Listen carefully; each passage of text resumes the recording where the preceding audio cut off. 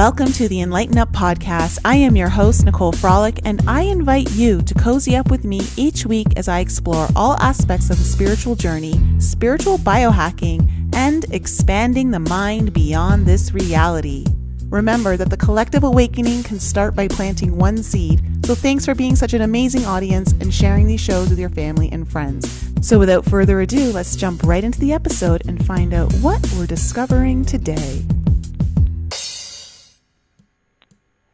Hello, everyone. Welcome to the Enlighten Up podcast. So wonderful to be back here with you once again on a Tuesday evening. And of course, I am joined by our favorite astrologer and seer, Mary Dusina. Mary, welcome back to the show. How are you doing today? Hello, beautiful Enlighten Up audience. Hello, Alchemy, and our beautiful diva, Taurus, Nicole. What a wonderful time to be with the sun in Taurus in 2021 with our diva Taurus. Yay! Yes. Yay. I love Taurus season. I really do, because it's springtime, Absolutely. and we're getting ready to go into Mayflowers. It's so pretty here in the April mountains. Showers bring Mayflowers. Yeah. That's right. No, it's so pretty. We've not had, sometimes, as you know, out in the West and certainly in these old mountains of the Appalachians, sometimes we can get some pretty capture your attention type of transitional storms, the high winds and we have I don't know what they are, 4 or 5 of the blackberry winter and dogwood winter and all these kind of things that happen here in the Smoky Mountains. But we can get some pretty attention-getting thunderstorms too, the enlightenment bolts, as I call it. It's a good one for your show. The enlightenment bolts and how the lightning charges the earth and Pachamama responds back. So we've got the yang of the lightning when we talk about the earth source forces. The lightning rods into Mother Earth, and then she speaks back by, thank you for infusing the seeds in my life garden. Thank you for empowering that which is coming back to life. The sap is coming up from the roots of our flowering trees. Some of those trees will make seeds. Some of those trees will bear fruit, when we come into after harvest time. So this is a very exciting time metaphysically for all of us, regardless of what star sign you are. This is a very important time to maybe take a little look at the zone or the section or the room of Taurus in your own birth treasure map. So Taurus is all about I have. So it's okay if we're all looking at the haves and the have-nots and having a reckoning with ourselves about, are we obsessing what we don't have? Are we obsessing about that and losing our gratitude and our contentment? Because Taurus is all about pleasure zones. It's all about the sensuality of our Earth Mother. It's all about getting outdoors, and especially with what we all went through in 2020. It's like, I think we have a new appreciation of grasses and lakes and hiking and walking. Yeah. Mask off. Mask off. It's like one of the associated, I went out today, I was telling Nicole, I went out today and had to get my lavender.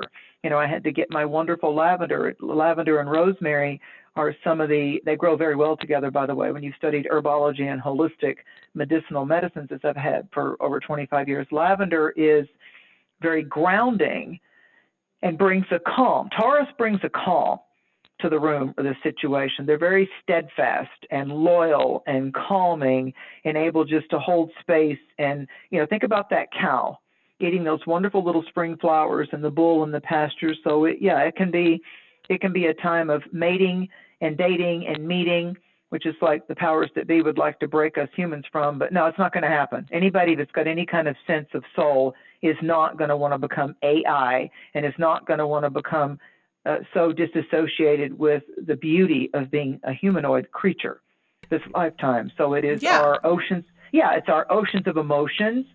We learn from our feelings. Our feelings are simultaneously lessons, challenges, and ultimately teachers. Absolutely. And, I'm curious what your take is on this, Mary, that, Venus is rising. Did she rise? Has she risen now? Is she visible in the sky? Yeah, Venus is in Taurus. Venus rules both Taurus and Libra. So right now, she got there ahead of the, she's like right with the sun. We have Cazimi when we have like Mercury going across the face of the sun. In a sense, it's like the great star of our Milky Way. The great star of our Milky Way, it's like when it crosses the face of the sun, Cazimi being Arabic, kissing the face of the sun kind of like absorbs Venus for a while. So it's like they really do coalesce and align and lose themselves in each other. So if you think about the sun being our great star of the spaceship Mother Earth galaxy that we're in, the Milky Way, and cows give milk. We have dairy cows that give milk. So the river of stars and the galactic milk right now, the stars and the Lyriad meteor showers we just had the other night, I think there's a little bit left of it tonight, and the constellations, the Pleiades, the Seven Sisters, all of this is associated with Venus and Taurus and the Crab Nebula and Orion's Belt. This is all got to do with real sky astrology, because in real sky signs, Taurus kind of sort of begins in real sky sidereal astrology on the 14th of May. So, but in Western astrology, spring equinox begins Aries, and then we get to Taurus. This year we got to Taurus in that transitional point of different time zones over the 19th into the 20th. So Taurus is one of the sweet spots. So right now Venus is strongest and happiest in the sign of Taurus. She's happy. She's happy. Venusian is, Taurus is about our allowance of pleasure slowing down. Aries is like fast forward, rapid fire. Let's go. I don't want to wait. Let's go. Very impatient. So just now, we're beginning to feel the moon's in Leo tonight as we do this for the next couple of days. So the lion strength, the courage to slow down and say, you know what, whether I have anybody over or not, I really want to make my favorite meal. I really want to upgrade my culinary skills. I really want to make something really neat. I'm going to bake a pie or a cake or some lasagna, and I'm going to go bless my neighbor with it. So it's about those core emotional support things. Here, I'm going to feed you. Here, I brought you some elderflower liqueur. Here, I brought you a happy. Drink it, eat it. You'll feel better. And that's very Taurian. Oh yeah, and you're infusing, true, like there's a magic, when I cook, and I'm intending, I speak to, thank you potatoes, thank you cheese from the cows, thank you, or the goats, thank you for the culinary, sweet spot energies. I want this to be healing and prospering and bring wonder and joy and just great, grand, majestic, soft moments for that neighbor, her wife and her husband. And, I want to be able to do all that, just want to give the gift of your time. And it's, recipes are like sacred magic. You're bringing together certain herbs and the fruits of the field and the land, and you're bringing it forth. And it's just like, oh my gosh, you made me a pie. Oh my gosh, you made me a cake. Yeah, it's lemon blueberry. Yeah, I made you some lasagna. So it's just like, whoa, thanks. And it's also okay. It's also okay to take this moment to do that for yourself. At least answer the question, what's my favorite dinner? What's my favorite dinner? What do you don't have to wait till Thanksgiving to bake yourself a really wonderful rosemary orange infused turkey. You don't have to wait. Are you going to make us one tonight, Mary? Yeah.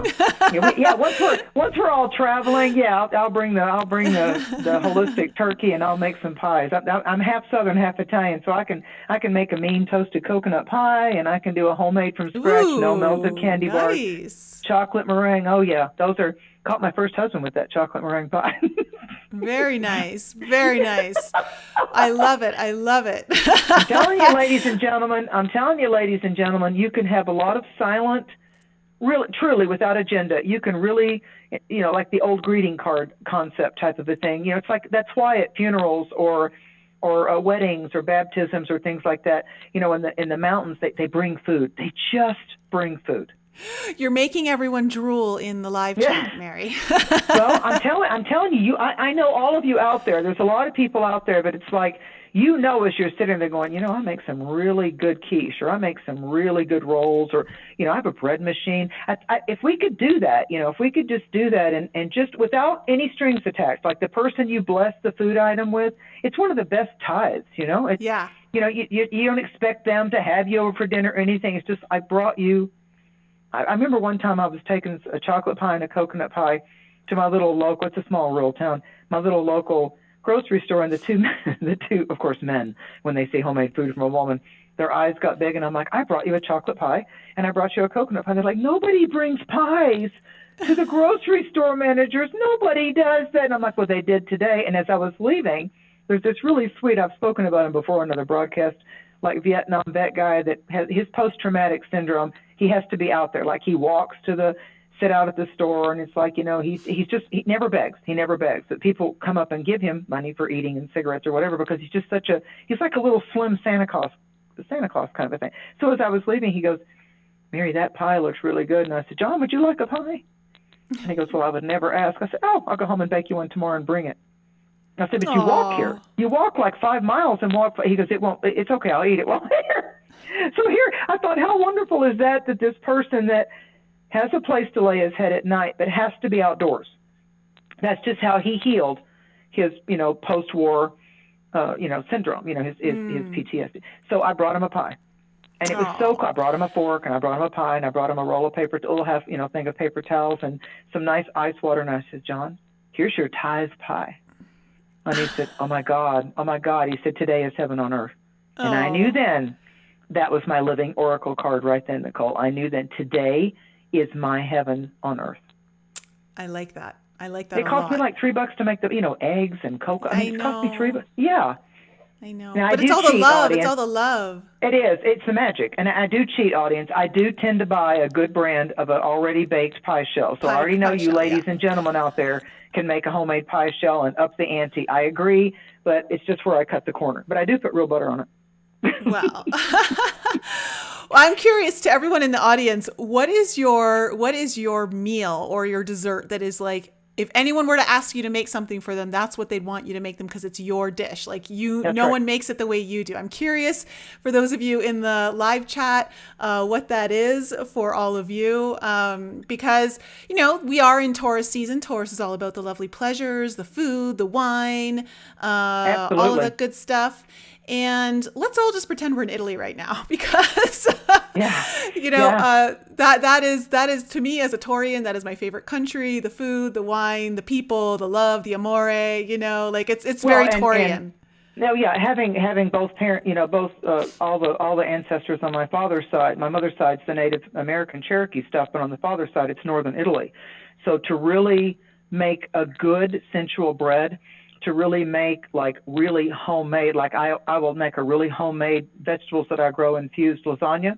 And then I'll make one. The men like the meat. Usually the men like this. I make sure I make a really meaty lasagna, and I put that stuff on the table. And I grow the garlic. I cut the garlic. I mean, it's like I get the good olive oil. So that's not an inexpensive thing. But I don't call it a dinner. I call it a feast. Here's my feast of gratitude. Here's my feast. We're not going to lunch today. We're not going to dinner. I'm inviting you to a feast because this has been charged energetically with, I love it. I know over the years how much it's really brought soft moments and pleasure and glee. There's the word you don't hear much, glee. And it's healthy. I buy the good meats and I buy the good stuff, and I do the expensive cheeses. I'm going to put gorgonzola and I'm going to put the good stuff in there, and people. But then what I do is a little trick to save money, audience, is I get the bread and I split the bread down in half and I toast it, but I shove it full of never margarine, never. Ever. Oh, never, ever. I put real butter and I put real raw garlic cloves, and I stuff one of them with like the good cheeses, and I pour olive oil all over it, and then the other one, and I wrap it up in aluminum foil, and then the other one I shove full of pepperoni and meats and things like that. And then the last 5 minutes, you open up that aluminum foil and let it get toasty.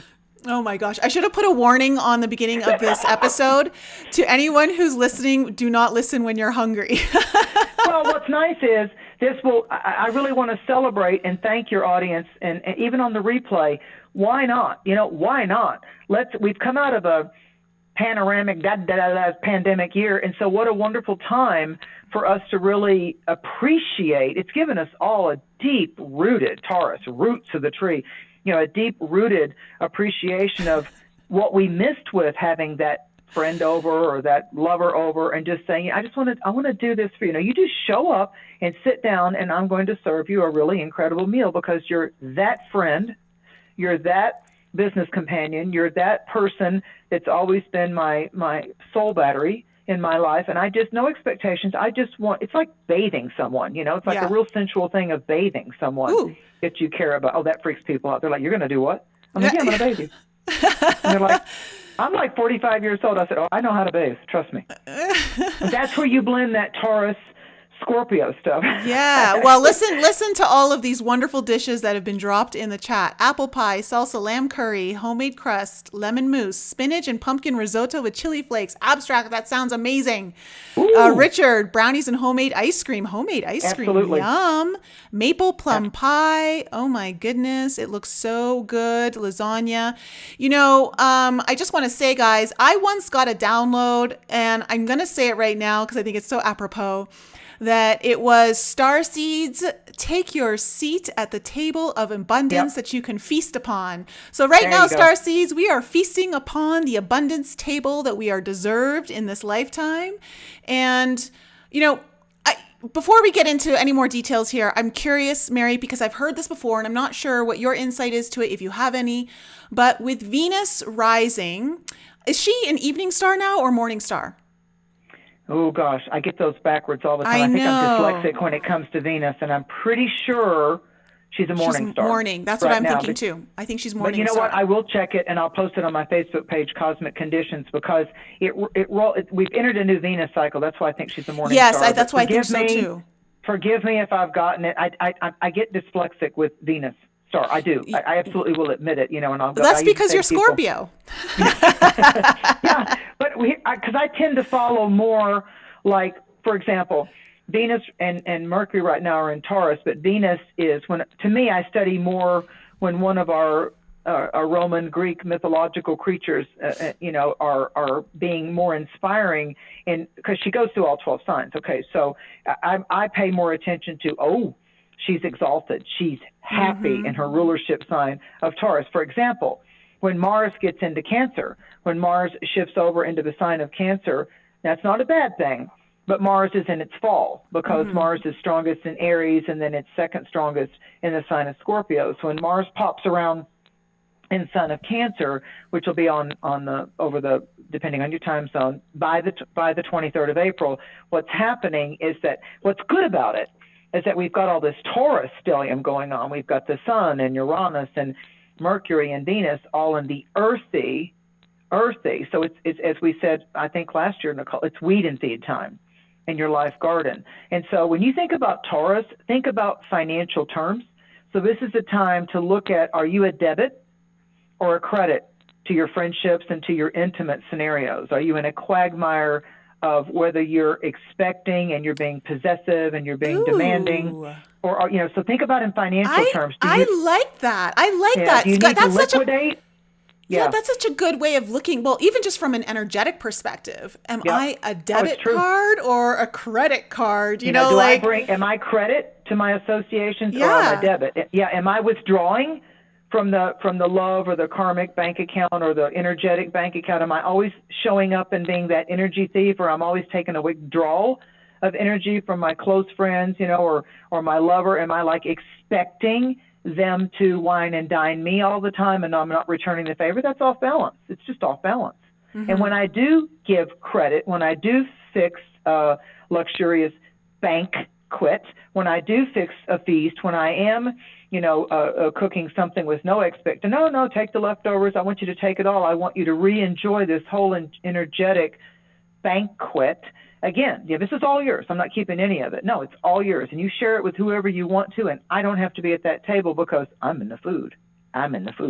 So, I energize that for you. So I'm already getting credit karmically, psychically, psychologically, and energetically, because food is medicine.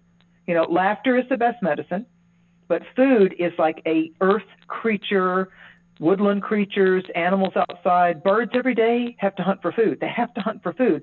So when we willingly bless someone with like all those dishes that you just mentioned, people, I'm telling you, make them, cook them. First and foremost, it's okay to give yourself credit and eat it yourself. You can make one for you and then decide to tithe and bless it for somebody else, or Share it with somebody else. Just let go of any expectation. All right, if I cook this, they better show up at 6, and they better appreciate this, and they better tell me it's good. Let go of all that. That's a debit. That's a debit. Yeah, that is a debit. That is a So, debit. and it's like, if you're always the one, and there are, there's those energetic things that we do sometimes when we're a little clingy or needy. So the shadows of Taurus, the cautions of the Taurus zone in all of our charts is that we can be clinging, we can be grasping to control the outcome, which is why the full moon this month, the Wesak, the Buddha moon, the Buddhism is about letting go of attachments. Mm-hmm. So that includes our emotional, sexual, investments. Think about investments. Well, how am I investing my energy? How am I investing my expectations or my energy? And perhaps I could invest and just see how that's on a secure, solid foundation that brings back net worth. But it starts with you. If you don't see the net worth, banking terms, if you don't see the net worth of your own offerings and beingness, and you're always trying to get someone to grant you credit or get someone to help you move past your own subconscious debits and debts. It's like even in the Lord's Prayer, forgive us our debts, forgive us our trespasses as we forgive our debtors and we forgive our trespasses. So this is where East, the full moon in Libra last month is meeting. This is where West and East coalesce. And so we come up to the Ascended Masters Buddha moon over the 26th and the 27th, and we went to the Easter Passover Christ consciousness illumination. And so now it's going to be the Christ is now adding layers onto the other side of the world, who in India and the Philippines have grown up with Buddha as their Lord of Enlightenment and their teacher to walk the good red road and to bring worth into their daily life. What gives you worth? Where do you know you're valuable? Where do you hold high value? That's Taurus. Yes. That's Taurus. And so if we think on, I like to look at the signs of what's the best of each one of these 12 spices and flavors and constellation and zodiacal energetic signatures. So if we look at it as a heavenly signature, a frequency, right now, what helps us get grounded? And it's nature, it's Mama Nature. So, it's the Empress card, because the Empress card has Venus on her. So when we're looking at the major triumphs of the tarot, so we have the Magician, and then we have the High Priestess, and then we have the Empress. And so the Empress is, how are you nurturing your space? So Taurus is good for the new paint color, redecorating, creating that vortex and that space within your world. It doesn't matter if it's a trailer or an apartment or a tent or a palatial mansion or, a vacation. It doesn't matter. But how can you bring some new groundedness and some value? Perhaps you can upgrade your whole environment by just going and picking what color your aura is drawn to right now. Some people just paint one wall. Some people just go with the fashion trends. Like everybody's painting things gray right now. Not for me. No, not for me. I'm glad you like gray. Not for me. No, I've got to have either those soft pastels that talk to me in colors or something vibrant with my pillows. It's more Moroccan and Hindu with me. It's got to have that kind of boho thing. So, but nurturing your space right now, Taurus is like roses, the raspberries that are blooming, lavender, because lavender and rosemary have as herbal essences the splines, which is kind of the name for their little leaves, if you will. It looks like a little bottle brush. But lavender and rosemary, where lavender calms and grounds you, rosemary always will stimulate the brain and your thinking and your concentration ability for real. I mean, look it up. And that's what that plant and that herb does. Whether you cook with it, I cut off a piece of rosemary and bless the plant, and I cut a little piece of the rosemary and I throw it in whatever conditioner, hair conditioner or shampoo that I'm using, or my body oil. If I have like apricot or jojoba oil, I just put a spline of rosemary in it, because it like feeds your cells. It feeds your cells. And I'll put lavender inside a nice little soft toilet paper or paper towel or a little nice embroidered handkerchief and put it in my pillow, if you want to have strong dreams. So there's ways that right now Mother Nature is saying, let me help you. You've gone through the weed and feed time. It's time to get the soil ready, your soul's soil ready, so you can then decide, what am I drawn to this year? What color of flowers? Like, do I want to plant purple carrots? I went and I bought beets today. I'm going to plant beets. and garlic. So I'm doing like more of a medicinal garden. And I went and I captured my lovely lavender, because even with snow and frost, it'll come back every year like oregano and rosemary will. So you want to have those medicinal herbs, and then you just go out and you touch the plant. And if you just rub, just like petting a kitten or a puppy, if you pet the rosemary, the lavender plant, it's like, oh my God, smell my fingers. It's wonderful. It's wonderful. So how can you get a bit of the garden inside your home? What would you like to plant? Maybe you want a flower or a plant color with a real brilliant hue, or maybe you would just like to go get some kind of old piece of wooden furniture or a chair and paint it the colors that you like, because that becomes an alchemical symbol for this year. You know, it's like, this is my color for this year. Oh, you know what? You can paint it another color next year.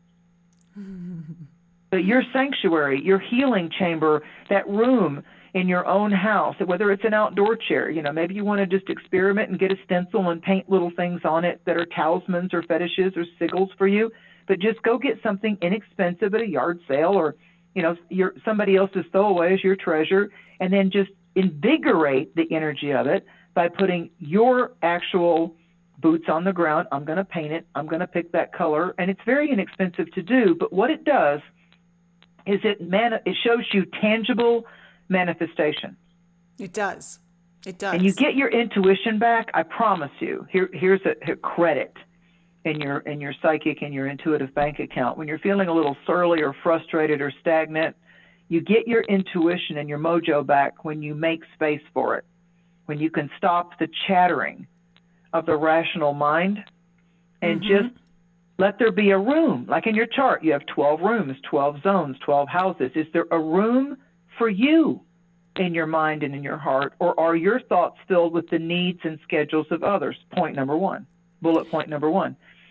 Number two. And I think, oh, sorry. No, go ahead. No, I was just going to say, and I think that's so important. I feel like that's been highlighted a lot, even since Venus and the Sun were traveling together in the last week of Aries. Oh, yeah. And that's just, and that's just been really highlighted. I feel the theme has been, what are your values now? What are the new values of who you are today versus, right. Yesterday? How have you emerged from the garden and the storms of 2020 that historically we're all living through something that our parents didn't go through, and our grandparents, even with world wars and Korea and Vietnam and Iraq and Afghanistan, going to the hellfire sands of the Middle East and all that blah, blah, blah. We didn't shut down the world for 9/11. No.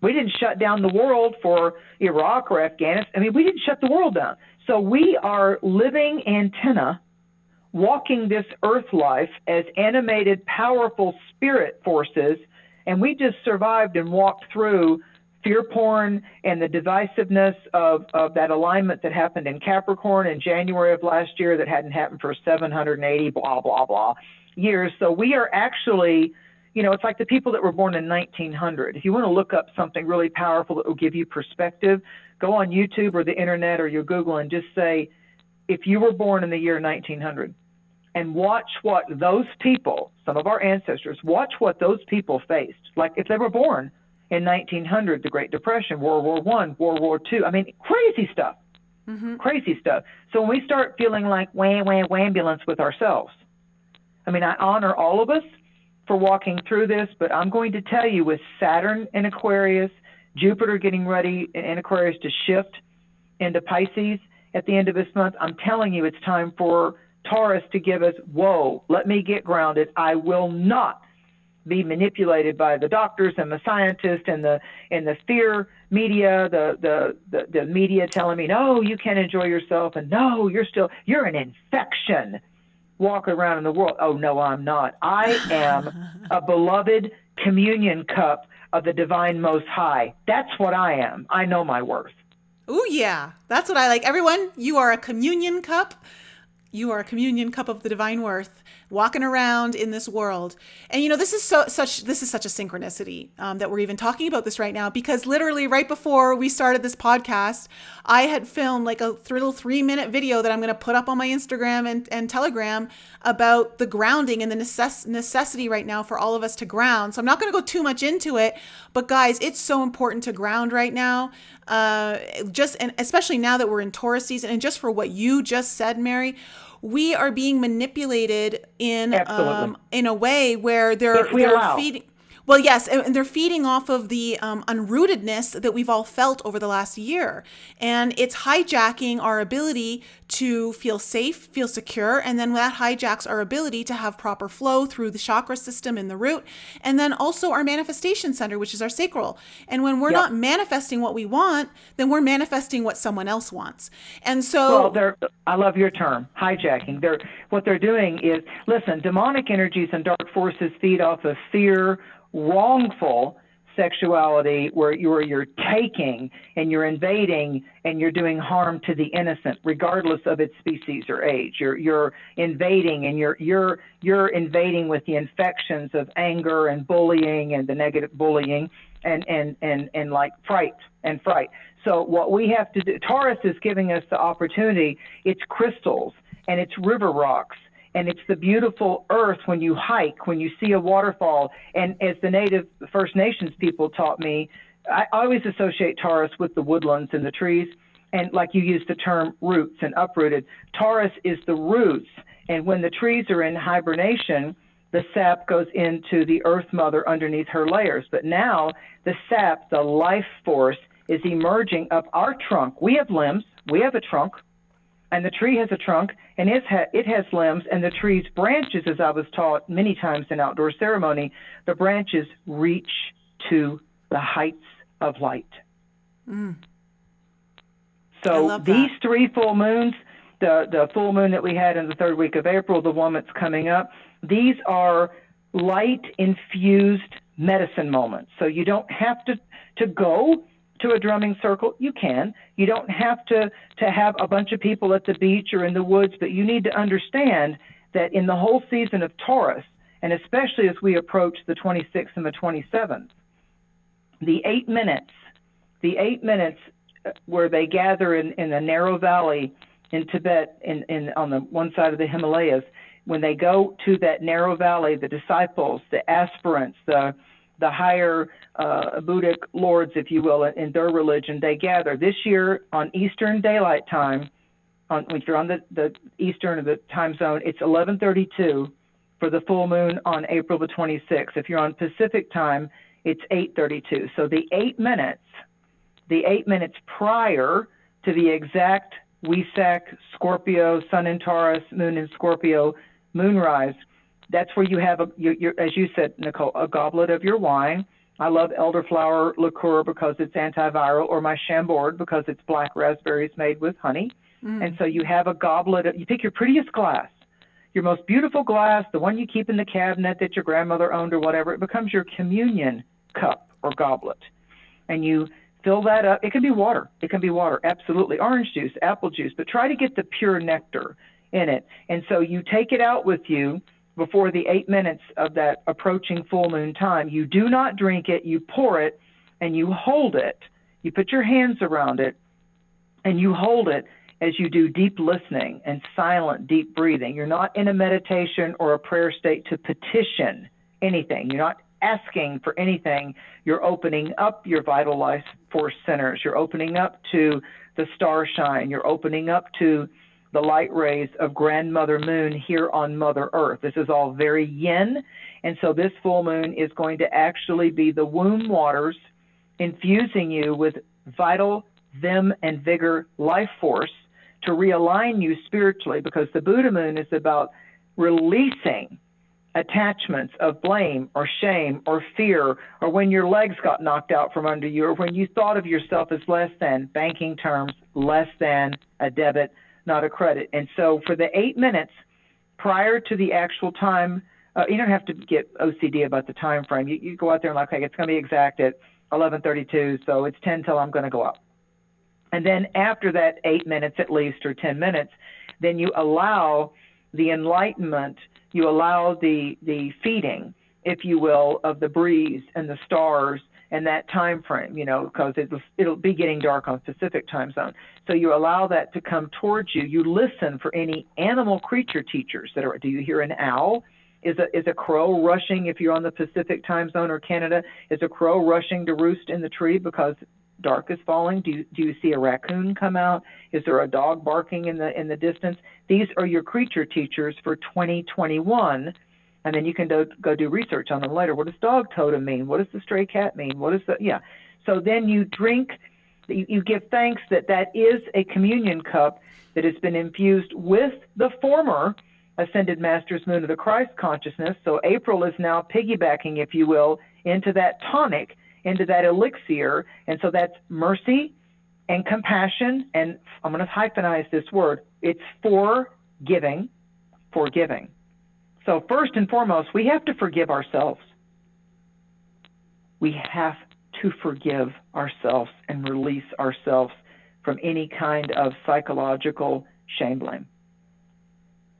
That's the ascension. That's getting off the cross of the Christ moon. We have to say, yeah, it is finished. I am the risen consciousness of the best of, if you will, the best of the Christ consciousness, Great Spirit, Holy Spirit. This one is the Buddha was about the main precepts.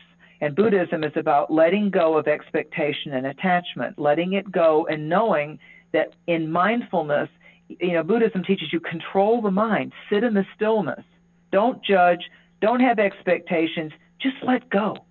And really bask at this point in your life in this moment. Like this moment you're having now that you're hearing this live or on replay with your life coach, Nicole, or anything that you're getting out of this. These are seeds of change and seeds of medicine and empowerment just for you. Just for you. We came together for you. So when you do this, then after the meditation, you say, I trust and I allow the resplendent light of all ascended masters and all of the saints and all of the allies of hallowed holy harmony to infuse this actual physical drink for me. And as I drink this, I have the physical sensation, and I'm taking this communion elixir, this tonic, this vibrancy, this healing, even if it's a physical condition that you're worried about, that you've been worried about the medical report or whatever. I allow the high holy Wonka Tonka, great mystery, all my relations, I allow myself to receive the healing medicine, and you drink it.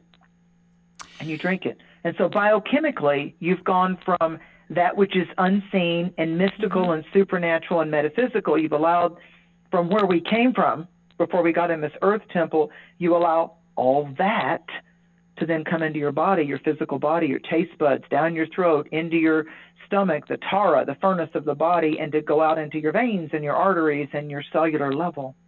And you accept that you have allowed the divine, watch this, you've allowed the divine to feast you, to breathe you. So you invite it in. You invite it in to correct. You don't have to know all the details. Let it correct whatever needs to be corrected. And this is that moon. This is that moon. Scorpio is the phoenix and alchemical and, rising up from the ashes of sometimes our own destruction. So you become part of the totem is the eagle and the phoenix of this full moon, besides just the Buddha. So do you want to know something interesting here, Mary? For this Scorpio full moon, it's really divine timing because around about a few weeks ago, I had someone on the podcast and we were talking about parasite cleanses. And from that's inspired a lot of us to start our first parasite cleanse on the full moon, right? Because the full moon is the perfect time. Well, I just recently realized that, Scorpio is, it's the colon, it's the anus, it's and it's all about releasing and letting go, elimination. And I honestly think we should all, to everyone who's doing this parasite cleanse with me, a lot of you in the alchemy, so many of you have joined the alchemy program the last couple of days. So I'm so excited for you to do this with us. But I think we should create that elixir that you said. Let me give you some suggestions. Let me give you some suggestions. Number one, hydration when you want to cleanse. Number two, you can go to a big box store. It doesn't have to just be some elite health food store. If you have a local health food store which you love, go support those owners. But get magnesium powder. Natural Calm makes one. There's some in the big box store, but it's magnesium powder. Some of them come in different flavors. The raspberry lemonade's really nice. And what magnesium does, for anybody that's ever felt they needed to take a laxative, you'll never have to do that again if you just take magnesium powder. Magnesium is not an herb or a vitamin. It's a mineral. And women in particular, we're not getting the magnesium or the selenium out of the soil anymore. So when you take magnesium, what you're doing is it's a natural muscle relaxer, okay? So when you want to do a systemic cleanse, magnesium won't give you, if you will, like a laxative, or like when people prepare for a colonoscopy, they drink magnesium citrate. That's what the doctor gives them. And so, like, there's this timing and there's time, and it's like, oh, my gosh, once it let go, it let go. Because magnesium is a natural muscle relaxer. So you know you're weak in magnesium if you're constipated, if your eyelids start to twitch, if the top of your forearm all of a sudden starts to jerk and twitch, if you get restless leg syndrome, if you're a female and grinding your jaw. That's what led me to the health food store, because my dentist said, you're a jaw grinder. And I'm like, really? I had no idea, because a lot of women grind their... My eye twitches all the time. Now that's you magnesium. Just solved it for me. Oh, my gosh. Okay, that's good to know. Okay, so there's 2 minerals. You'll love the name of the next one. It's talk about how Mother Nature and heaven collide. It's called taurine. Oh. Just like Taurus, Taurine, and taurine helps for visual function and its nervous system health. So they used to use it in veterinarian work. They would use taurine when people were having petit mal seizures, or when dogs would be upset about thunderstorms, because taurine is also a mineral that calms you down. And I don't get paid by this company, but the one that I found, because remember, I've worked in the health food store industry, so the one that I found that's the best bang for your buck with Amazon or Vitacost.com or Purity, wherever you want to order it from, is the Now brand, N-O-W. I love the name metaphysically. It's Now. And it's always got a bright orange label. It's orange and white. I personally take taurine 2 times a week. When it comes to vitamins, minerals, and herbs, more is not better. See, I have people that will say, I'm going to take a whole lot of that magnesium, like you're never going to leave the toilet. So it's magnesium. The reason magnesium, it doesn't force feed and give you copious diarrhea, but because it relaxes the muscle of the sphincter, it allows you to be completely cleansed out. Now, aloe vera gel, aloe vera put into your water. Yep. Oh, yeah. That takes care of your soft tissue. Like if you feel right now the soft tissue just inside your lip, if you just run your little pinky on that soft, moist tissue on the inside of your lip that the dentist works on, he puts some little cotton balls and everything. Okay, that's the way the insides of your downstairs area is. That's why that tissue feels so good when you're making love. That's that soft, moist tissue. Try not to get too excited in the chat. So, I got a little excited. It's titillating. Okay, aloe vera, they work with not only helping any kind of parasitic things detach, and there's a formula that you can find that's got wormwood in it. Now, there's a liqueur that has who's the artist, Nicole, help me remember, that cut his ear off? He's like an artist, and he cut his ear off. Okay, there's a liqueur called absinthe. And absinthe, it's got a stout taste. Let me tell you, it's got a stout. Was it Van Gogh that cut his ear? But anyway, it's got wormwood in it. So wormwood is the herb that can cleanse and purge any kind of parasitic stuff, right? And some people will do some flax seeds, with their cereal or with their oatmeal or whatever, because there's a fiber going in there. But the root vegetable that you can have, like they now have shredded beets that's mixed with sauerkraut. Sauerkraut, naturally fermented, is cabbage that's a probiotic. Probiotics build your colon and your stomach and help you to fortify your intestine and your colon. So natural food probiotics, red cabbage, eating it raw, having sauerkraut. Sauerkraut's really good if you cook some fresh apples with it. Yeah. The red cabbage and apples, that's kind of German thing. That's really good, really healthy for you. Taking probiotics, I like Jarrow Labs, Jarrow, probiotics at night because they're non-dairy. I don't like probiotics that have dairy in them. If I'm going to do a capsule, it's going to be non-dairy. But you can go to any of your grocery stores like they do in the Middle East. They have a thing called kefir, Kefir. There's a company called Lifeway Kefir. Comes in great flavors. And it's a liquid, does have some dairy. It's a liquid probiotic that has billions of live, viable, keyword, probiotic cultures. The ones that help your colon is the one called bifidus. The ones that help your upper GI tract, that's the acidophilus, and certain ones break down proteins. And so when you make yourself a smoothie, If you're fasting a little bit to get that whole parasitic cleanse going, make yourself a smoothie. You always put bananas, it could be frozen, blueberries, pineapple. Pineapple has the enzymes. Anything purple or magenta in the vegetable fruit kingdom are building and fortifying you. They're antioxidants. That's your color. Follow the color wheel. So you can buy powders that have those fruits in them, but you want to put the probiotics either in capsule or in your smoothie base, because the probiotic means pro-life, antibiotic is killing the life of the good stuff and the bad stuff. It kills everything, the germs, the bacteria, it kills all that. But the probiotic, so that's why you don't actually take a probiotic capsule at the same time of an antibiotic capsule, because the antibiotic's like, gotcha, killed you. Got to do 4 hours apart. So this is a time, Taurus is a time that we're looking at the garden of our body. So Taurus and Virgo are the best times of the year to start one good thing. Well, that that's you're just, eat. And that's why I just think it's so cool that so many of us are just doing this parasite cleanse together, because we really are taking care of the body, and we're doing it with the Scorpio moon, which I think the Scorpio full moon, you couldn't have asked for a better full moon to do the parasitic cleanse on. And it's just, gearing us up for, you get that spring cleaning. Well, let me add another layer to that. Let's take that in a mystical, spiritual sense. A Scorpio full moon is also getting the parasitic demonic energies or your own demons, the things that pester you. In psychology, they call it, why are you still carrying around your packed suitcase, your emotional suitcase? Time to unpack it and purge it and cut your psychic cords and your emotional knots. So this is also a good meditation to say, you know what? I may not totally understand it, but I'm still going to do the affirmations and the intentional festival, ceremony, prayer work to release that parent, that betraying lover, that abuser. I'm going to pull that cord out. I'm going to cut that leash. I'm going to undo that psychic knot. And on this full moon, I'm also going to be in charge of commanding that parasitic invader that once infected me and got into my mind and tried to infect my confidence and my self-esteem and all that. Be gone. You have no power here anymore.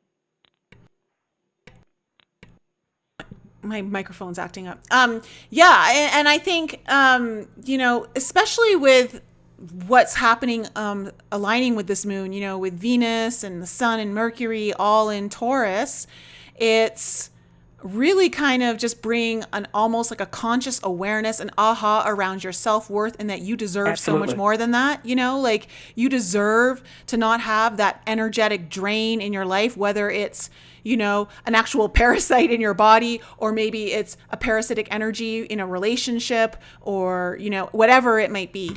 And I think a lot of us. Here's the way to say that.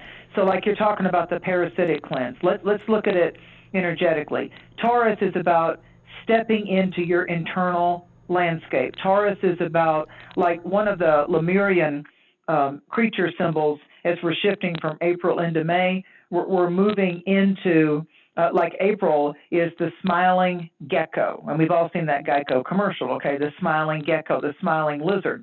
So purging from, in April, when we're going from Aries, first fire, into the first earth, the fixed earth of Taurus, the second Western zodiac sign, the smiling lizard. Lizard is dream time, so it's meditation, festival, dreaming, doing intensive work on the inner landscape. So a short way of saying that is the inner smile. What's blocking me from having my inner harmony or my inner smile? When we shift into May, we're shifting into the albatross, very large wingspan. So in May, the May side of Taurus is lift me up. I'm going to lift up others, and I'm going to lift myself up. It starts with me. So here's the way. It's Earth Mother. It's her womb. So picture this Earth womb, which you are living in. You're living on the blue-green jewel called Earth Mama, so Gaia or Pachamama. So picture this Earth creative womb as also a place of the starlight or a forest, the forest floor, the woodland area, the ocean waves, sunlit meadows, bursting out flowers, leaves, cascading off the trees. Use whatever metaphor speaks to you, but you step into this internal landscape and then notice by its natural edges, the places where the trees end or the ocean recedes, the tide's going out, it's coming in, and kind of intuitively trace those boundaries like you're an artist, you're the canvas, and affirm what you hold the space within to be sacred and safe. What's your sweet spot right now? Taurus is dessert. Taurus is luxury, grand meals, your trusted allies. I call Taurus the calming balm.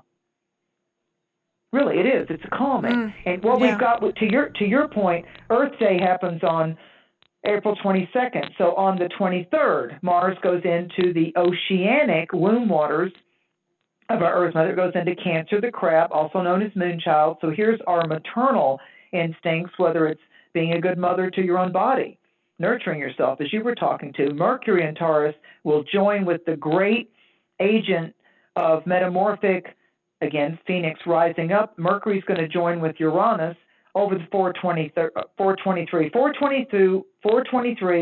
April 24th, Venus in Taurus is going to square off with Father Time, Saturn in Aquarius. So if you're a Scorpio, you know me, I make notes.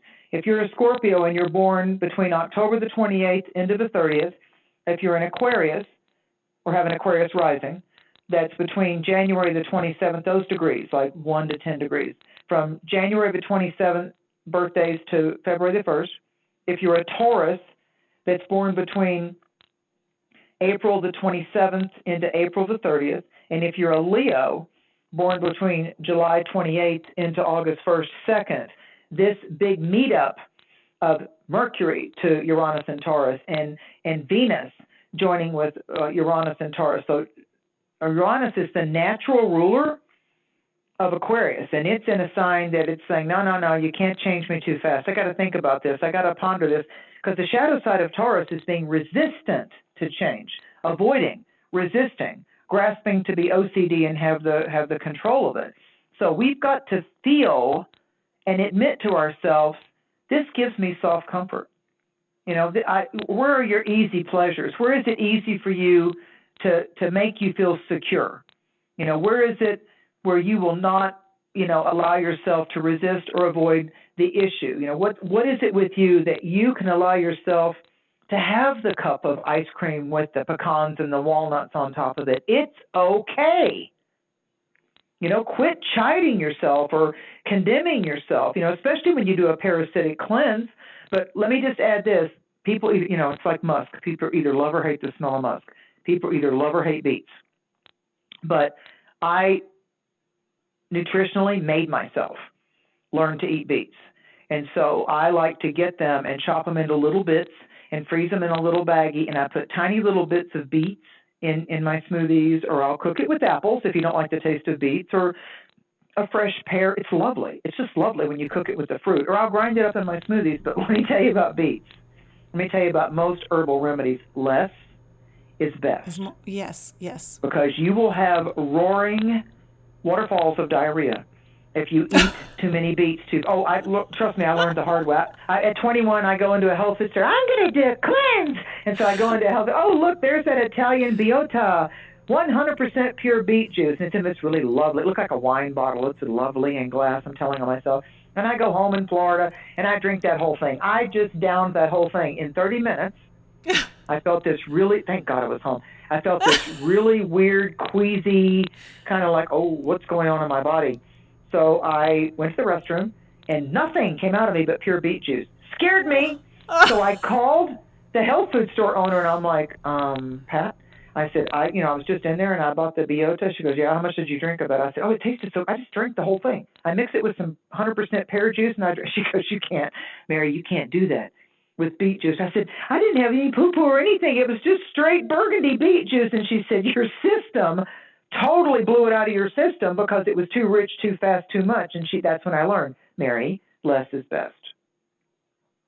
So, oh my goodness! Take it from me. Don't do that. Don't do that to yourself. It didn't hurt or anything, but it was just like, I've never had anything like that happen before that or since then. I did not know, because beets, Nicole and your lovely audience, beets are the only root vegetable that cross the blood-brain barrier, the mitochondria, and get this, it oxygenates the heart.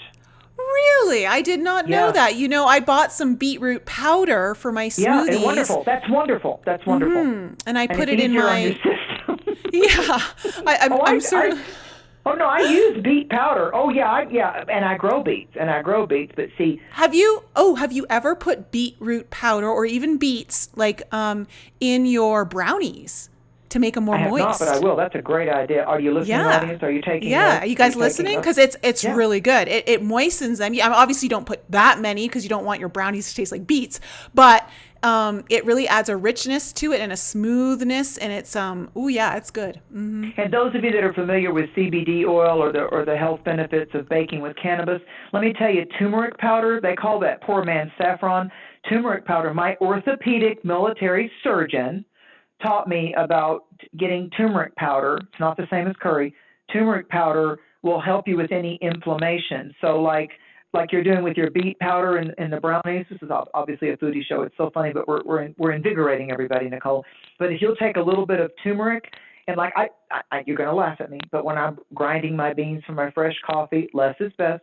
I get a little teaspoon of my turmeric powder and I mix it right into my coffee grounds. It's wonderful. Or I'll put it on top of my farm eggs. I'll do that and I put a little sprinkle of Parmesan shredded cheese on top of that. So I'm getting a little bit of dairy. I've got my fresh organic eggs.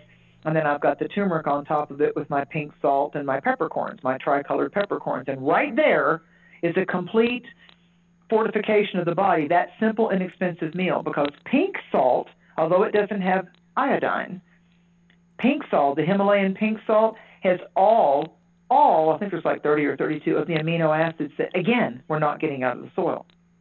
So try to switch your salts. If you're used to Celtic salt or just iodized salt, go and get yourself some pink salt. It's very inexpensive. I saw it at the Dollar Tree the other day. Oh my God. Sorry. I'm laughing because someone mentioned 420 brownies with beets. There you go. And we are on 420 today. It is April 20th. It's 420. I cook with cannabis. I've done it for years because cannabis, it has to have heat. You don't have to smoke it just to get high, but cannabis, a little bit, goes a long ways.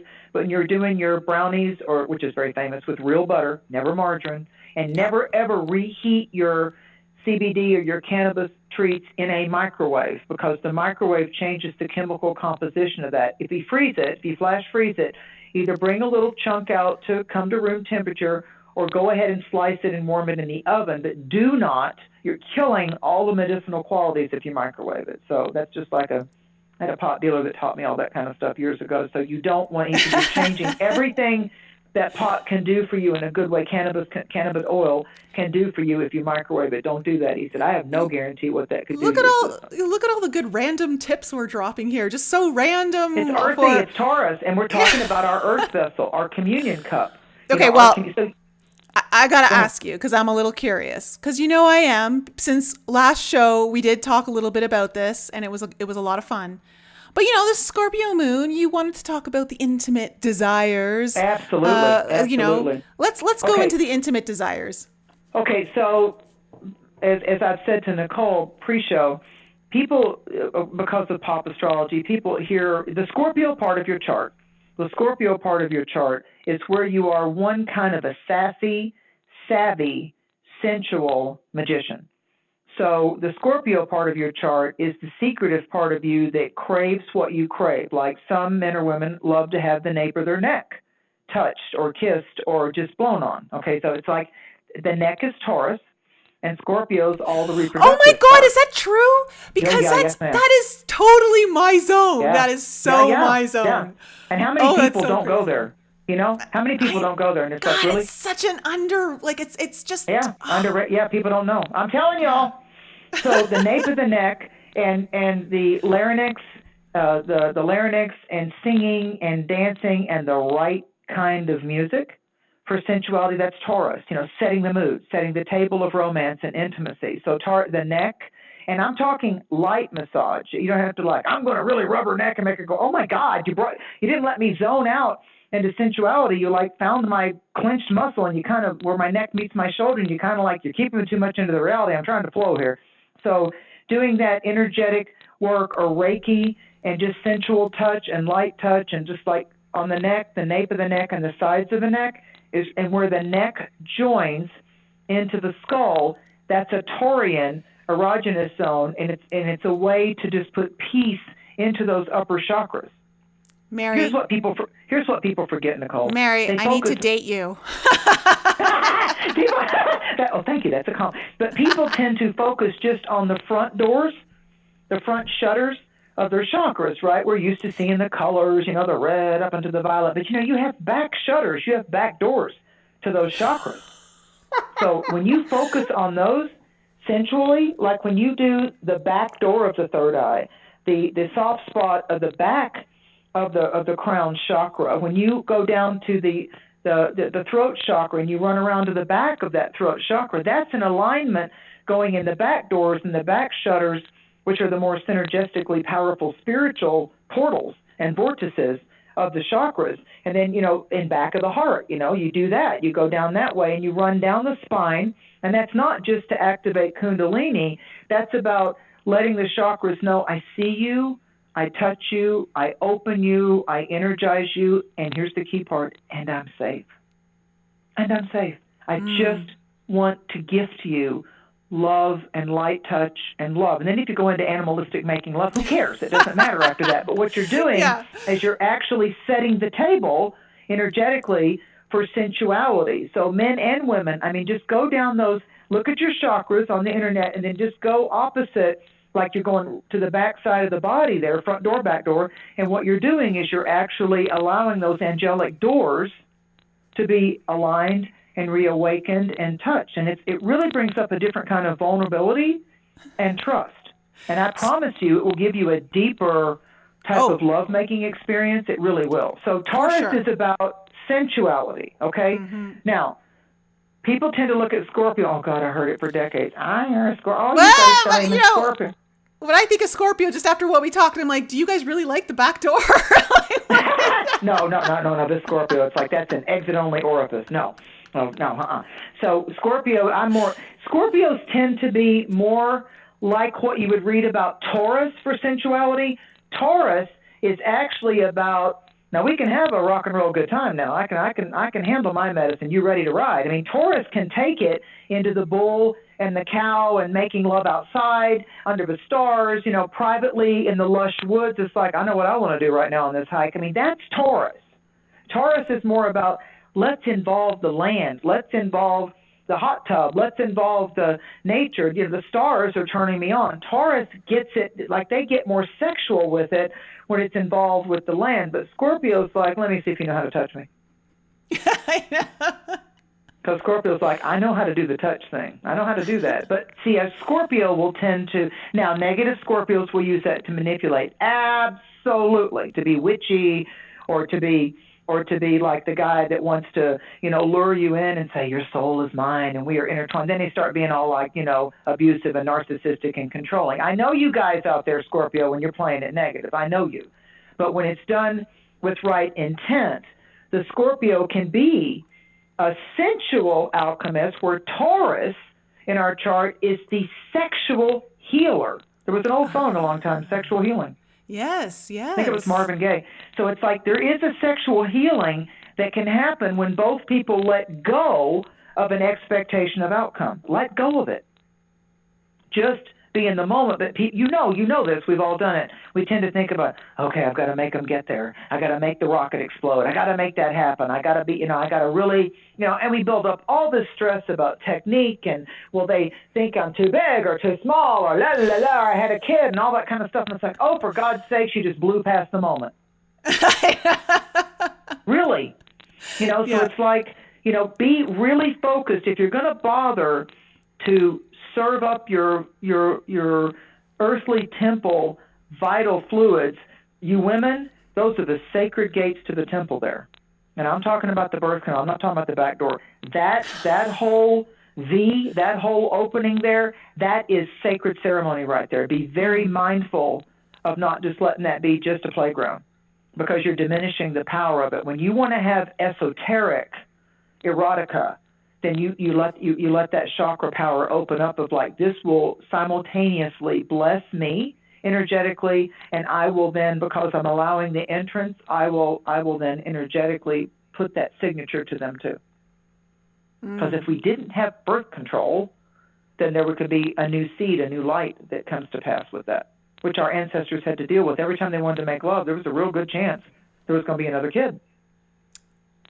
We can't forget that just because we have chemicals and substances and hormone replacement, do this or that, or cut it off or tuck it and become, want to go do a playground of a different sex for a while, different than your biology. We really need to get away from the external and be the magician and the empress and the magician, and really like read that body like a roadmap without frightening them or scaring them or going too fast or going to say, are you good with this? Is this good for you? What would bring you pleasure?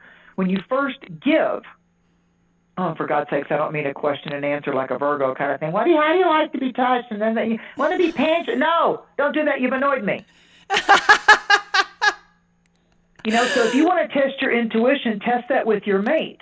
Just sometimes just watch them walk. And if you tend to notice that they kind of raise their shoulders a lot or they lean more to one side or not, that's where you need to apply sensuality medicine. So like if you notice that their shoulders hurt or they have migraines, then go into that neck and the nape of the neck and just very gently from the back of the neck going up toward the back of the ear, but don't poke behind the ear. People don't like that, but just kind of go, on the hairline with that. And as you're doing that, send in violet light, send in the indigo light of the throat chakra, in the back of the third eye, put in, the type of colors that go right out your fingertips. Most people, they haven't taken the time over many years to understand that there's chakra points in the palms of your hands and the soles of your feet. Why do you think so many people are either embarrassed about their feet or they don't want people to rub sensually their hands or their feet?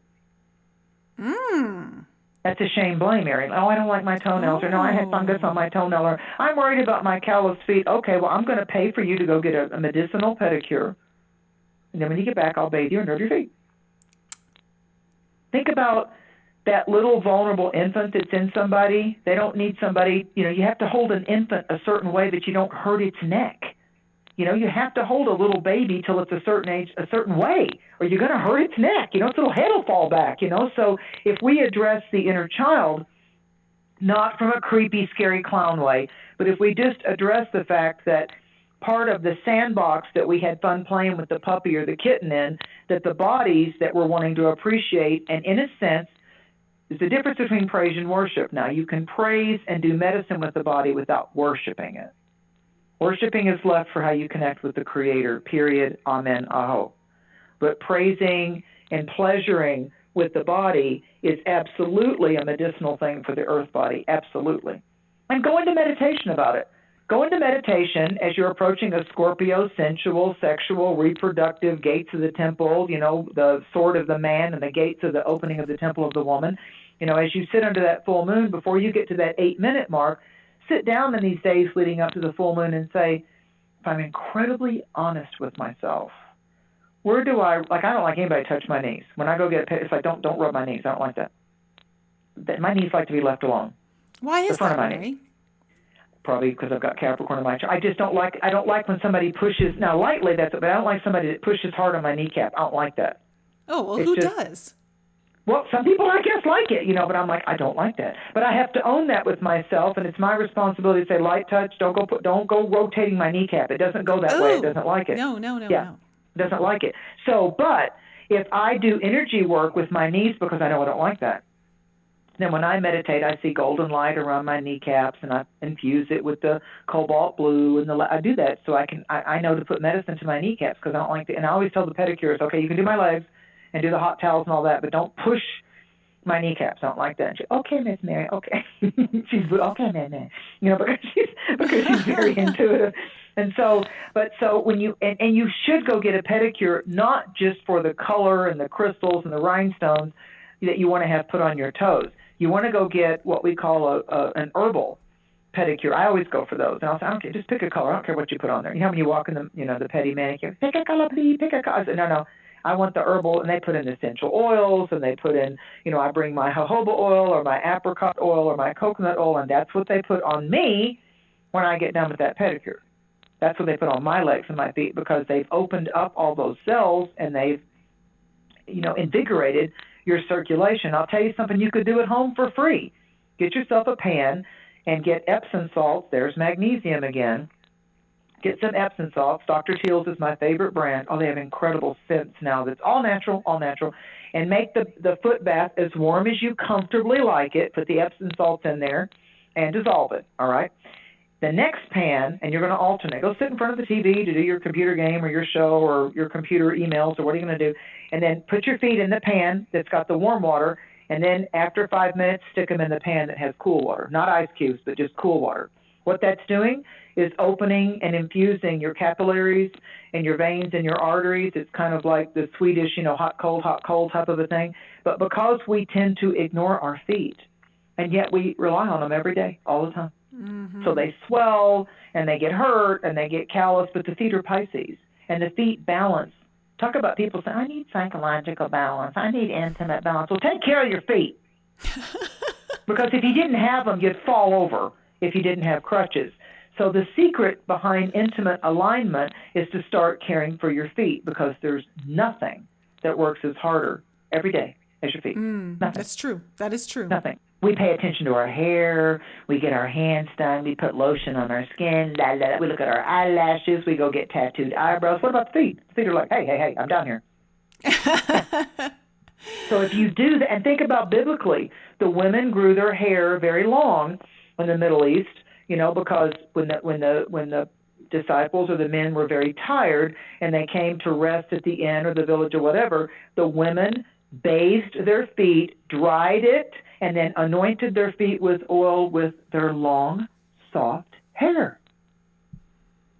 Yeah, I've done that. That's a very powerful thing. That's very, and if you don't have real long hair, then if somebody's laying down, then you can still you can always wash your damn hair, okay? But you're going to use your clean hair, and you're going to use your hair, and you're going to use that instead of just your hands or a towel or a cloth. You're going to put the lotion or I like to use essential oil mixture, and you're going to put that on their feet. It's incredible. Your hair smells good too. I'll do frankincense and lavender, or I'll mix, depends on what people like, if they're floral or citrus. And anytime you think you've made a too funky, too heavy essential oil mix going, oh, Lord God, that chased, bugs down the hill, just add a little pure lemon essential oil to it, because lemon lightens up any scent that you're mixing with that you think you made a mistake with. Just add lemon. It's inexpensive, and it lightens up the whole fragrance.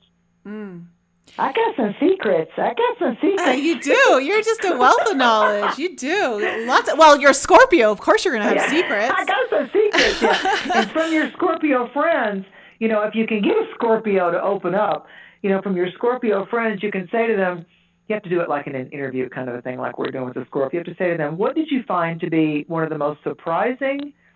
You don't have to name names or anything and get too detailed, because I know you Scorpios like to keep your secrets close to your chest there, but what did you find to be the most surprising yet pleasing, sensual experience that you had? Part of it might have been a meal.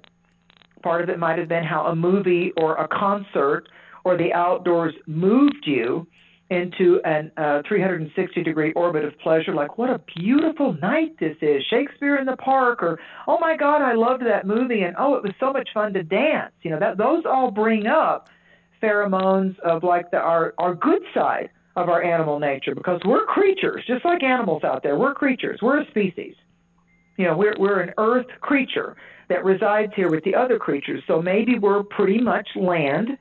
We can do land, water, but we're basically land, land, sky, water. We're basically land. We might enjoy swimming. We might enjoy skydiving, but we don't, take off from the land and fly up there. We leave our body in meditation and in dreams. We're basically earthbound. Yes. So how does Taurus is very much sound and singing and tuning forks and sound healing, too. So this another with your meal, there's not one meal I cook that I don't have some kind of moving, energetically vibrant music on as I'm cooking. I know. Yeah. I love it. You put the music on, you're cooking, you're sipping on your wine. Yeah, no, absolutely. It doesn't have to be loud. Now, there's times I rock out. Yeah. But basically it's like I want the sound healing, and I'll give you a very Taurus-y chakra aligning selection. And again, I don't get paid promotions for any of this. It's just one of them. There's he was granted to be the #1 sound engineer healer by the Dalai Lama. He spells his name in the Jewish tradition. It's Jonathan, but it's Jonathan, Goldman, love the color, Jonathan Goldman, and he has many, many, many music CDs, but the one that's aligning front, back door of the chakras is called Holy Harmony. Perfect for the Buddha moon. I put it on. Yeah, perfect for the Buddha. Now, if you want to like really feel music that will be orgasmic, Constance Demby, C on the Constance Demby, D-E-M-B-Y. She worked for NASA. She was a NASA engineer, and she was in a horrific car wreck. And she didn't know if she was going to live or die. She left her body and had a vision. And she said, as she was on recoup to come back to life, to be able to function at all here and heal her limbs and broken bones and all that, she became a sound engineer. And so she has a musical selection called Nouveau Magnificent. You can find it on YouTube. Take a ride with that. Just lay down in your bed before anybody else is in your bed or your couch or your house with you. Take a ride with that. Oh, yeah. I'm telling you, it's incredible. You will go to the star seed point of origin. You will release parasitic energetic attachments. I mean, it is absolutely incredible to play that. Really? Absolutely incredible. Yeah. Okay, I'm gonna have to look for it. Okay, before we end the show, Mary, would you be so kind as to quickly go through all the signs for the full moon? Just like maybe a 1-minute tip for each sign or advice for each sign for the full moon. We'll start with our birthday sign of Taurus. Happy birthday, you lovely love. I love cows and bulls and calves. And, a castrated bull is what the oxen is. And so this is about firmly feet on the ground, hoofs on the ground, steadfast, loyal, do the work. There's no skipping over it like an Aries or an Aquarius or a Sagittarius or a Gemini wants to do right now. Taurus energy for all signs, and the full moon in Scorpio is the 6 months, 6 signs away polarity to that. Right now, it favors all of us to focus and do our work, okay? That's number one. That's the energy of Taurus. Do the work. Enjoy the moment. Be here now. That's Taurus. Taurus fits the Buddhism thing. Okay, so for Taurus, happy birthday. It is your solar return new year. So Taurus is all about just make your little outline or your list right now about what you would like to just start the seeds or get the momentum, get the thinking, get the emotion going. The opposite of Taurus is Scorpio. For you Scorpios, or if you have Scorpio rising signs, ascendants, this is about making that outline of what you want in a viable companion. What do you want? What do you not want? So you're doing those financial banking terms of that's a debit, don't want that anymore. No, I'm not putting up with that again. And as I say to people, as a Scorpio with a bunch of Scorpio in my chart, you betcha I'm high maintenance because I'm the one maintaining it. Yeah. Ooh, so you heard Gemini, it here. Yeah, if you're Gemini, Taurus season, Taurus is the sign right before Gemini. So this is Gemini's solar 12th house, and this full moon is activating their 6th house of wellness and nutrition and holistic applications. So Gemini, more than any of the other 12 signs, really needs to get on board with doing a system reboot, recalibration, parasitic kind of, colon cleanse kind of a thing. But again, Taurus, slow is better, less is best. Take your time. Don't rush it. Don't go drink a whole thing of beet juice. So for Sagittarius and Gemini, it's about, for Sagittarius, it's hitting that 6th house of wellness, and wellness, of course, starts with spirit, and then how that's affecting the mind, and then how the body responds to that. Sagittarius got to start with the spirit, got to start with your belief systems that still serve you or need to be deleted, empty the trash. For Gemini, it's about, this is your time of the year, every year, annually, to go into your psychological vault, your inner landscape, and really say, what's troubling me? Why am I frustrated with myself? And why can't I just like myself? And why can't I just see the majesty of the moment? If you're Cancer, and Cancer's balance sign is Capricorn, this full moon is favorable. This cycle solarly of Taurus, because in astrology, earth and water get along. Air and fire are compatible. Real quick, air and fire are masculine yang, and yin is earth water. So we got a whole lot of earth water coming up. At the end of May, Jupiter's going to go into water briefly through July. It's going to go into Pisces. So we're going to have water and earth. So this is the yin, or this is the time for us to draw down to be magnets. And you got to be consciously aware of the fact you're a magnet right now. Be careful of what you wish for. You may get it. So if you're a Cancer, Cancer, Mars is going into your sign, so take care of your stomach. do your probiotics, do your beet powder, do some cooking, stop doing too much sugar or too much chemicals in your potato chips and all that, because Cancer and Taurus tend to, if they're not on a nutritional kick, they tend to just eat junk food just so they can, kind of be mindlessly, crunching.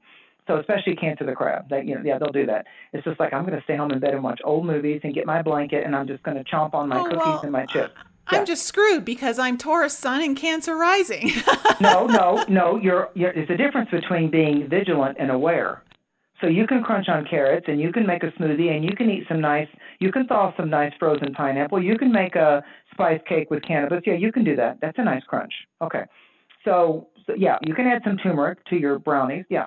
So you can get creative with it. But I'm just saying, if you fall back on just the crap that's out there in the store, but they put on sale, read your label, read your ingredients. If you're going to detox. If you're not going to detox, have your favorite chips and don't worry about it. I spend a little more when I want chips to get the good chips without the canola oil and the crap in them and the monosodium glutamate. If I want chips, I go spend the extra $1 and I get the good chips.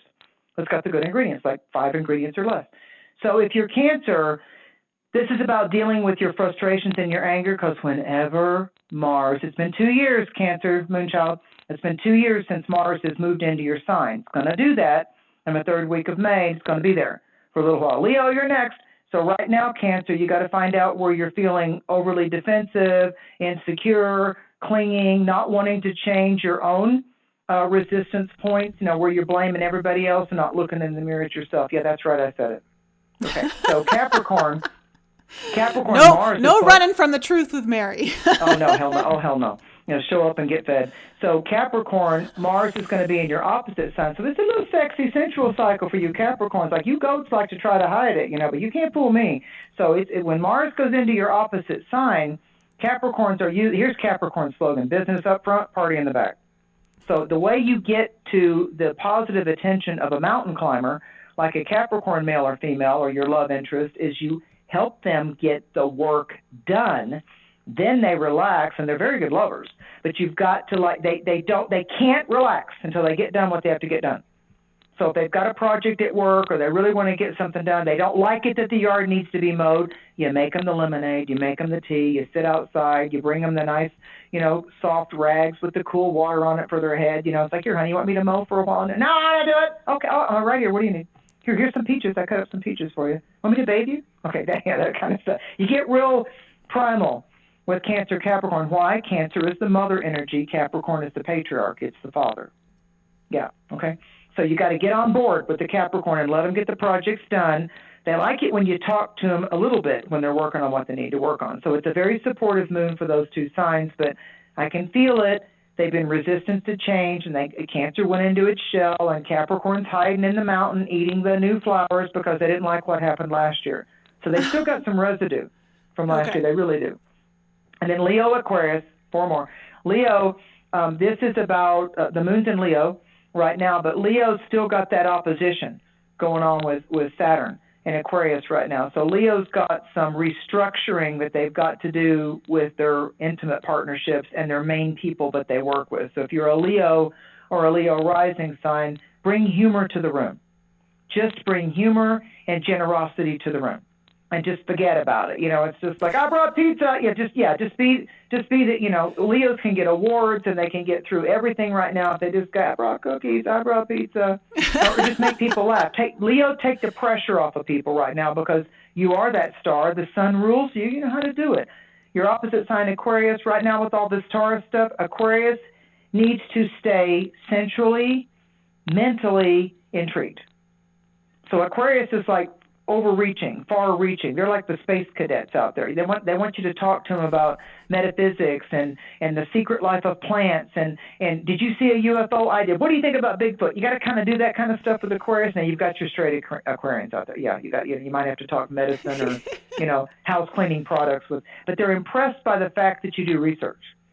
So because they're like the mad scientists, they're like the people in the labs back there creating crap, and figuring out the dynamics of it. So it's like Tesla heads or things like that. So if you're going to engage an Aquarian, find out what subject they're interested in.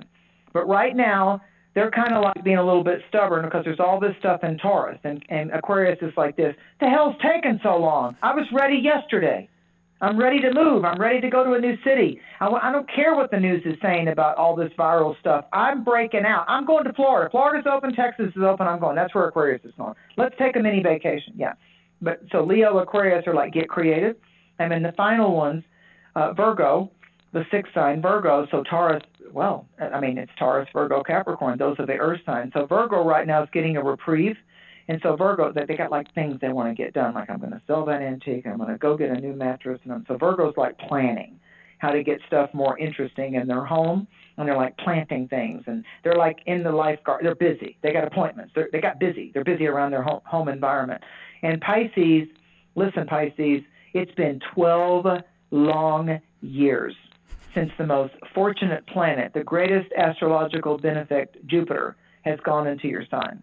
So Jupiter is going to slide out of Aquarius, and it's going to go into your sign, probably the best months of this year. It's going to go into your sign May, June, July, before it retrogrades. And so Pluto's going to retrograde in an earth sign in Capricorn over the 27th. So right now, you guys, if you're Taurus, Virgo, Capricorn, Cancer, Scorpio, Pisces, this is your time to be creatively engaged, not only working on yourself, not only detoxing yourself, nose to the grindstone, stop your bitching, get busy. Those 6 signs are like being triggered and illuminated, and the cosmos is like, okay, you say you want these things, what effort and energy are you willing to put into it? These are the signs that are engaged. Now, once we get Mars moving into the fire sign of Leo, and I'm sure, Nicole will talk to you about that, and that's a whole different game changer when it gets into Leo, in July. When it starts to shift and go into Leo, then what's going to happen? It opens up July in Leo. What's going to happen is that's when the fire signs of Leo, Aries, Sagittarius, and the air signs of Gemini and Libra and Aquarius are going to get energized. And that full moon, our final Ascended Masters full moon, the Festival of Goodwill, the full moon, here we go, lunar eclipse.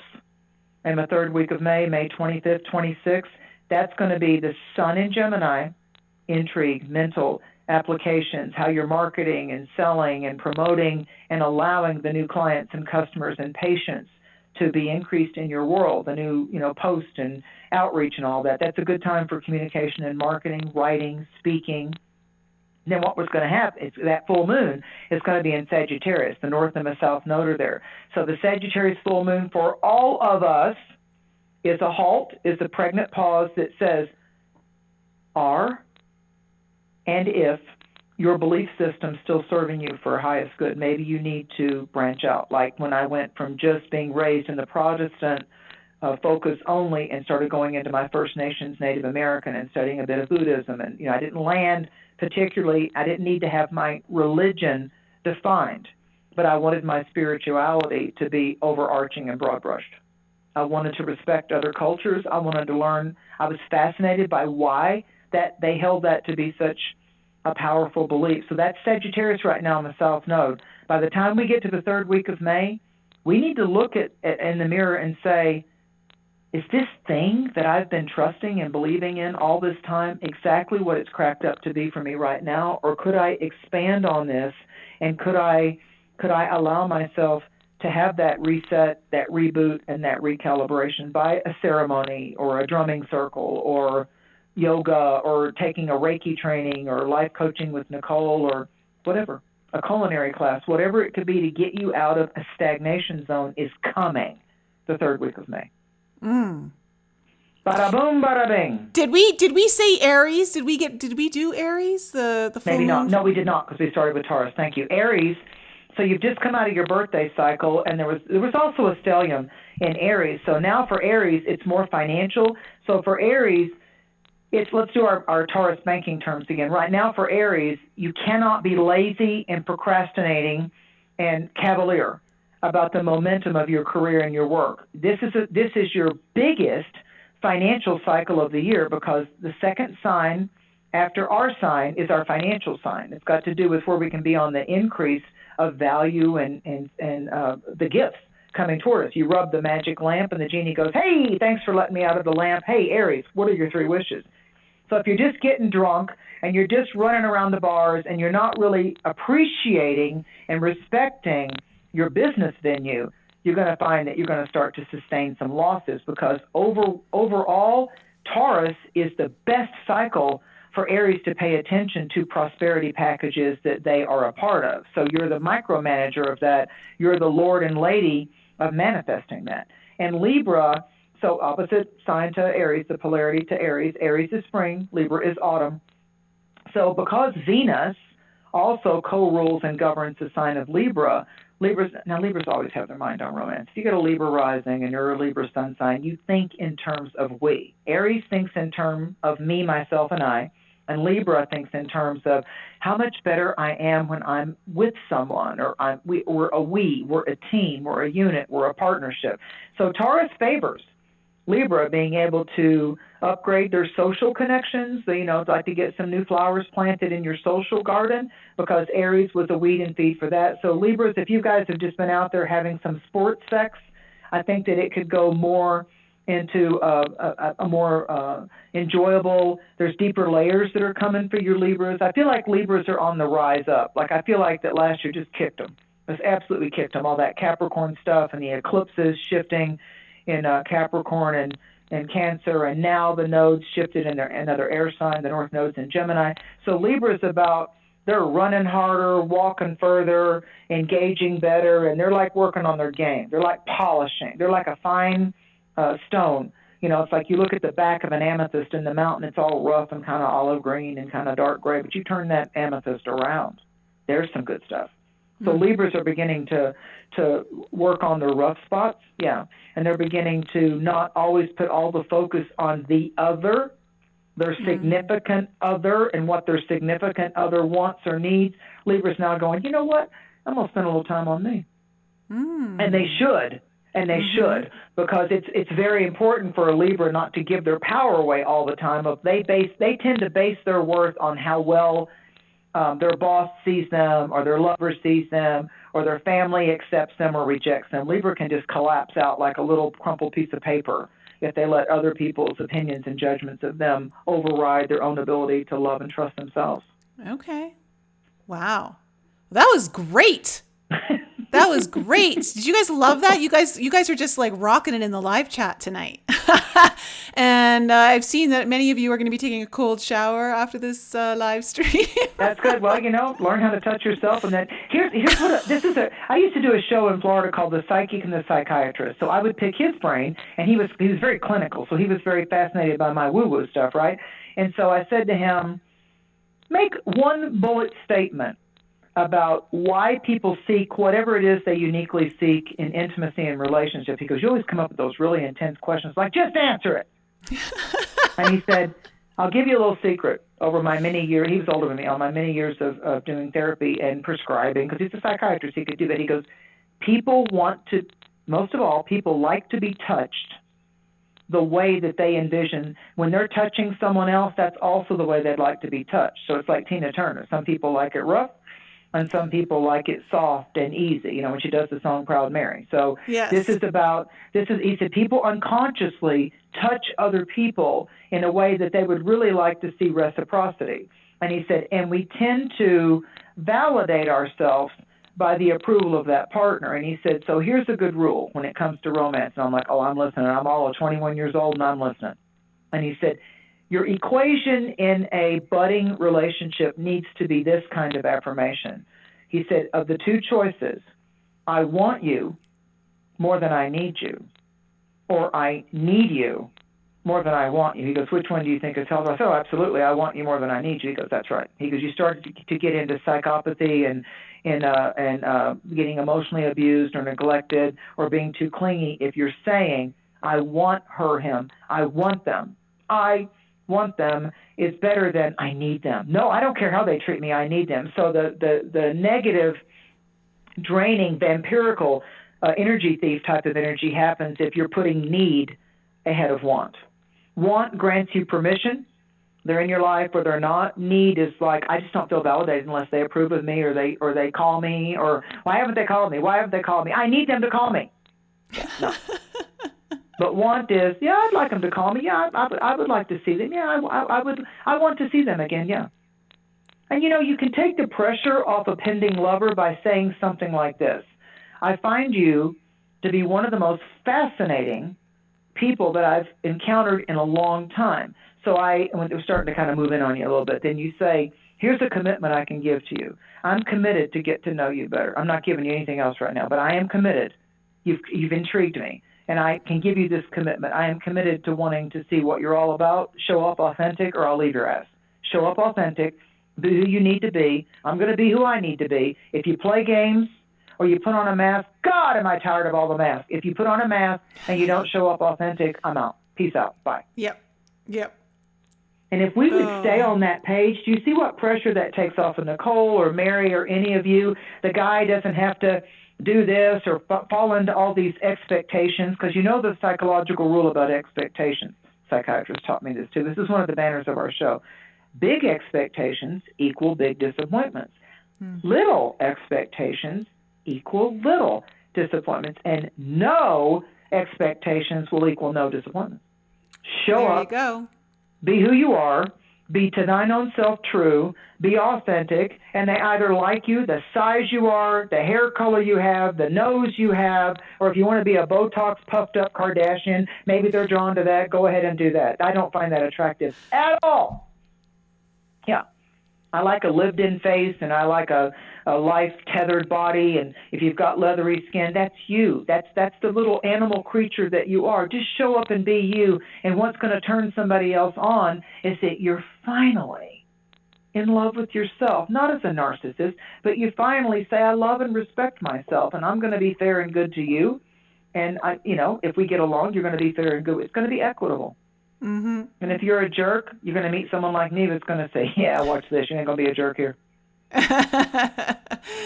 Oh, no. No. No. I think my favorite line from you tonight was, show up and get fed. That's right. Well, that's it. Show up with who you are. Show up as your authentic self and enjoy the feast, baby. Yeah. Well, Mary, let everyone know where they can reach you, and if you've got anything going on that they need to find more about you. Like, I know you've got a show coming up next week, so let the audience know. Let the audience know. Of course, I've picked April 26th. Eastern Standard Time is 5 to 7 p.m. live on YouTube. The Kev Baker Show, KEV, the Kev Baker Show. He's out of Glasgow, Scotland. He's so funny. Of course, a lot of Americans love to hear a Scottish or an Irish accent, so I'll be talking about and taking live calls and doing live readings, because that's what this bitch does. This shows up and her audition is live. There's nothing sensible. Boom, let's go. And then I'll be back with Lighting the Void and Captain Aries Joe Root on the new moon. I go on the new moon with Lighting the Void, and I do seasonal with our lovely Nicole, our diva Taurus. Happy birthday, Nicole. And then every full moon, I'm now on the Kev Baker Show. So all you got to do is look at your calendar and start figuring out, full moon, and she takes calls and does oracle readings with Kev Baker on the full moon. And then on the new moon, write that down. Then on the new moon, she comes up to Lighting the Void, which is the fringe.fm. And then Nicole will surprise you when she wants to have her Mystic Mary back on again. And I delight in the pleasure of your audience. I really do. And thank you. I'm very grateful. I'm very humbled. And I wish you all the ability to be that rooted tree in the trunk and the essence of your beautiful bountiness, and let those limbs reach up to the light and receive those radiations, because you are both rooted and you are both reaching, and you are a wonderful antenna on the Earth Mother. Oh, well, Mary, thank you so much for being on the show. Thank you for sharing all of your wisdom, all of your tips, all of your advice. You just got so many little secrets that you shared with us tonight.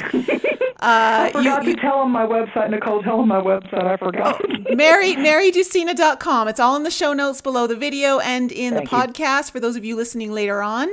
Guys, I love you so much, Mary. Thank you so much for coming on the show. You're always a hoot. I'm grateful. And thanks for getting me super hungry. Now I need to go make dinner. I want to hear about these meals next time I come on. First, I hope that you loved and celebrated yourself and made that really good side lasagna or that side pie, and there's these wonderful things that your audience came up with. I want to hear. I want Nicole to have some good stories without expectation of who you typed it to and who you blessed it with, and the feedback you're going to get is going to be incredible. It still warms my heart and lifts my soul to see that little homeless guy, that Vietnam vet, say, "Oh, thank you for my pie." Yeah. Thank you for my pie. Yeah. Yeah. I'm telling you, there's nothing that'll heal your cells better. There's not whatever illness or everything you've got going on. When in doubt, give. When in doubt, tithe. Yes, It's exactly. Exactly. 100%. Everybody here tonight, they're tithing their time and they're tithing their attention. It isn't just money. When you show up, here's our banking term, you're paying attention. You are paying attention. Yeah. And just so you know, Mary, you're getting tons of hearts in the live chat right now, all different kinds of colors. They love you so much. We'll bring you back on sooner than later. And we'll maybe again. Yeah, and maybe we'll share a good meal while we do it. Oh, yeah, absolutely. And when we are gathering again and we find a good central point, I promise I'll bring some good food. You know, I'm born on Halloween. I got to bring treats. That's the way it goes. Yes, you do. You do. Well, thank you so much, guys. Thank you so much for being such a supportive audience. I love you so much. Next week, I'll have Z Earthstar on here, and hopefully she'll do some singing. Mary, I love you. I love you, love you. And we're all blessed, and we all receive it. Amen. Yes. Guys, enjoy that full moon in Scorpio coming up on Monday, Tuesday, depending on where you are in the world. And we'll start that Parasite Cleanse together. All right, guys, lots of love.